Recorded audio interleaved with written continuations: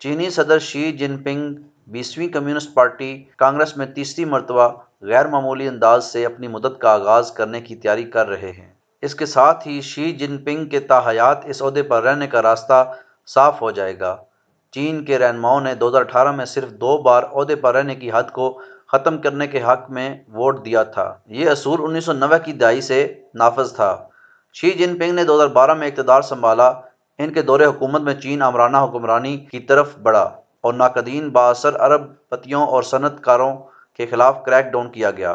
کچھ لوگ ان کو چین میں کمیونسٹ انقلاب کے بانی اور سابق حکمران چیئرمین ماؤ سے بھی زیادہ آمرانہ سوچ کا حامل سمجھتے ہیں۔ ان کے دور حکومت میں چین نے ری ایجوکیشن کیمپ قائم کیے جن پر مسلمانوں اور دیگر اقلیتی برادریوں کے انسانی حقوق کی خلاف ورزی کا الزام لگایا گیا۔ چین نے ہانگ کانگ پر اپنی گرفت مضبوط کی اور ضرورت پڑنے پر تائیوان تنازع کو طاقت کے ذریعے دوبارہ حاصل کرنے کے عزم کا اظہار بھی کیا۔ ان کے اثر و رسوخ کو دیکھتے ہوئے کمیونسٹ پارٹی نے 2017 میں آئین میں شی جن پنگ کے خیالات شامل کرنے کے حق میں ووٹ دیا۔ اس سے پہلے چین کی کمیونسٹ پارٹی کے بانی ماؤ اور 1990 کی دہائی میں ڈین شیاؤپنگ کے نظریات شامل کیے گئے۔ شی جن پنگ 1953 میں پیدا ہوئے۔ ان کے والد زی زونگکسن ایک انقلابی اور کمیونسٹ پارٹی کے بانیوں میں سے ایک تھے۔ وہ چین کے نائب وزیر اعظم بھی رہے۔ ان کا خاندانی پس منظر اتنا شاندار تھا کہ شی جن پنگ کے ساتھ ہمیشہ شہزادے جیسا سلوک کیا جاتا رہا، لیکن ان کے خاندان کے حالات نے اس وقت ڈرامائی موڑ لیا جب ان کے والد کو 1962 میں قید کر دیا گیا۔ ماؤ کو اپنی پارٹی کے لیڈروں پر شدید شک تھا، خاص کر ان لوگوں پر جو ان کے حریف تھے۔ ماؤ نے ایسے لیڈروں کو جیل میں ڈالنے کا حکم دیا۔ اس کے بعد 1966 کے ثقافتی انقلاب کے دوران لاکھوں لوگوں کو چینی ثقافت کا دشمن کہا گیا، جس کی وجہ سے ملک بھر میں پرتشدد واقعات رونما ہوئے۔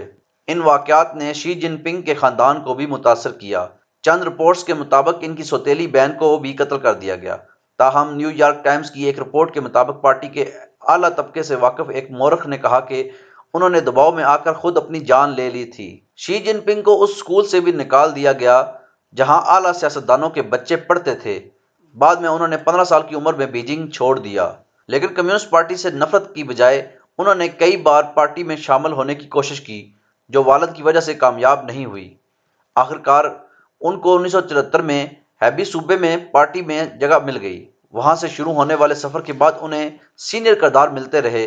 1999 میں 35 سال کی عمر میں وہ جنوبی فوجیان صوبے کے شہر ننگدے میں پارٹی کے سربراہ تھے۔ یہ وہ وقت تھا جب بیجنگ میں تیان مین چوک پر سیاسی آزادی کے مطالبے کے لیے مظاہرے ہو رہے تھے۔ اگرچہ یہ صوبہ دارالحکومت بیجنگ سے بہت دور تھا، لیکن شی جن پنگ نے پارٹی کے دیگر رہنماؤں کے ساتھ مل کر مقامی مظاہروں کو کنٹرول کرنے اور دبانے کی کوشش کی۔ کمیونسٹ پارٹی نے اس خونریز کشمکش کو ملک کے سرکاری ریکارڈ اور تاریخ کی کتابوں سے مٹا دیا۔ تیان مین چوک پر خونی تنازع کی وجہ سے چین 2000 کے اولمپک کھیلوں کی میزبانی سے محروم ہو گیا۔ اس واقعے میں ایک اندازے کے مطابق کئی ہزار افراد ہلاک ہوئے۔ تقریباً 2 دہائیوں کے بعد شی جن پنگ بیجنگ میں 2008 کے اولمپکس کے انچارج بنے۔ چین دنیا کو یہ دکھانے کے لیے بے چین تھا کہ وہ بدل چکا ہے اور میزبانی کا مستحق ہے۔ چین نے یہ بھی ظاہر کیا کہ وہ اس سمت میں کام کر رہا ہے اور چین کھیلوں میں ابھرتی ہوئی طاقت بن گیا ہے۔ شی جن پنگ کے بڑھتے ہوئے سیاسی قد کاٹ نے پارٹی کے فیصلہ ساز ادارے پولٹ بیورو کو بھی متاثر کیا اور 2012 میں وہ چین کے صدر منتخب ہو گئے۔ انہیں اور ان کی بیوی پینگ لیویان کو سرکاری میڈیا نے بہت زیادہ توجہ دی۔ ان کی بیوی ایک معروف گلوکارہ ہیں۔ اس جوڑے میں ایک خاصیت تھی جو پچھلے صدور سے مختلف تھی۔ سابق صدور کی بیویاں عوام میں زیادہ سامنے نہیں آئیں۔ شی جن پنگ نے سال 2020 میں قومی سلامتی کا قانون پاس کر کے ملک میں جمہوریت نواز مظاہروں کو مکمل طور پر ختم کر دیا۔ اس قانون کے مطابق ایسا کرنے والے لوگ علیحدگی پسند، تشدد پسند اور غیر ملکی طاقتوں سے ہاتھ ملانے والے مجرم ہیں۔ ایسے الزام میں زیادہ سے زیادہ سزا عمر قید ہے۔ اس قانون کے نفاذ کے بعد جمہوریت کے حامی رہنماؤں اور کارکنوں کی بڑی تعداد کو گرفتار کیا گیا۔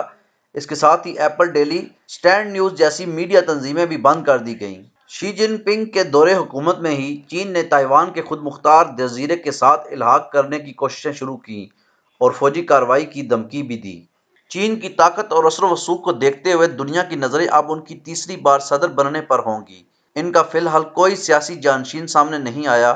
69 سالہ شی جن پنگ 1970 کی دہائی میں ماؤ زے تونگ کی موت کے بعد سب سے زیادہ چین کے طاقتور رہنما ہیں۔